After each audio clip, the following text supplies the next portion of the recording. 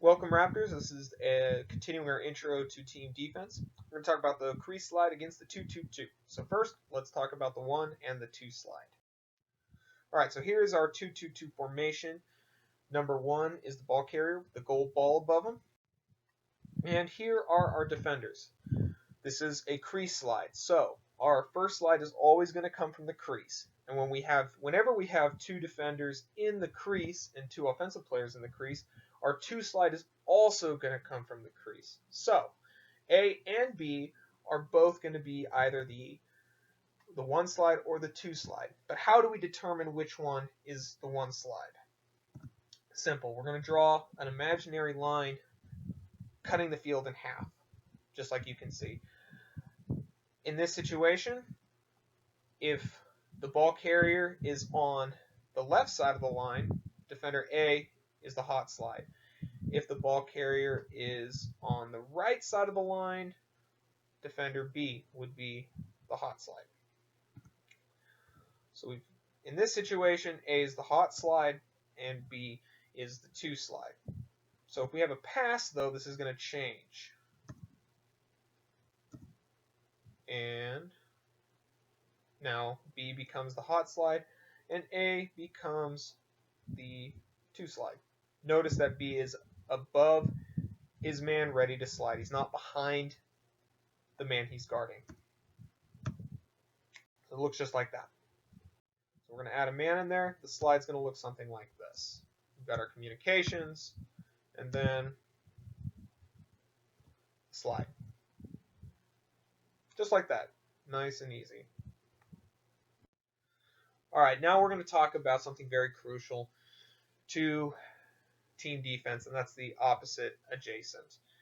The 3 slide is going to come from the opposite adjacent. Just drill that into your heads right now. Whenever we are running a crease slide, the 3 slide is going to come from the opposite adjacent. And we're going to talk about how to recognize when you're the opposite adjacent. So if you remember back to when we were talking about adjacent sliding, adjacent primarily means next to.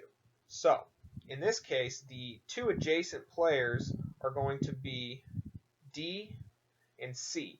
They're on the left and the right side of the man guarding the ball carrier. So the way we determine who is going to be the opposite adjacent and the direct adjacent is based on what side our ball defender gets beat. So we can have a little line right there to kind of help us determine when he's beat and what side he's beat on. So if the ball carrier beats E on E's right side, that's going to make the right side of the ball defender, it's going to make that the direct adjacent. And it's going to make the left side of the ball defender the opposite adjacent. So in this situation that you see right now, D is the direct adjacent player, C is the opposite adjacent player. Now if we do it on the flip side, we can see in this situation, E is beat on the left side. So this is making C the direct adjacent, and it makes D the opposite adjacent.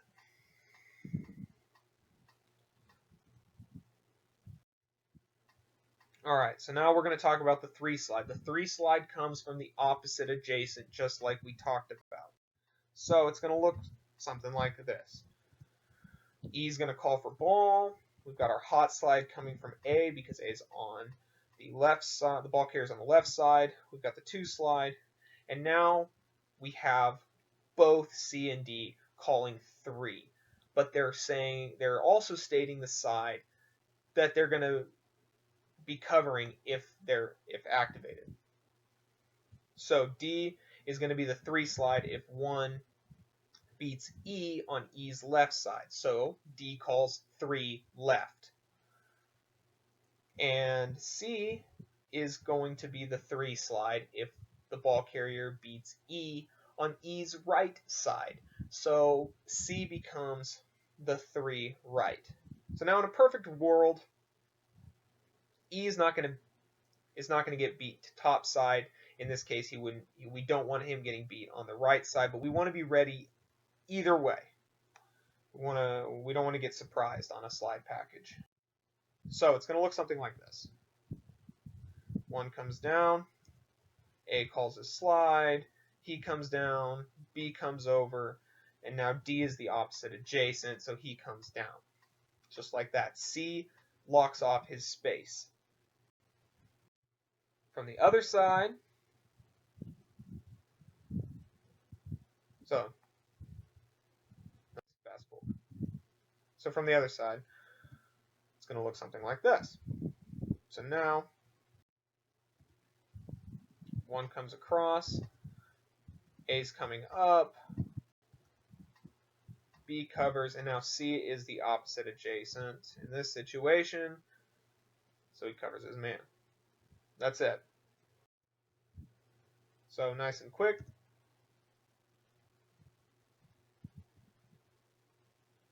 Just like that. D's holding his spot in this situation. All right, final part. We're going to talk about the recovery. Recovery is real simple. It's just like we talked about in the adjacent sliding. We have to have the recovery slide. The guy who gets beat has to cover the spot. So E, we will start the slide package any other way with our communication. E is beat.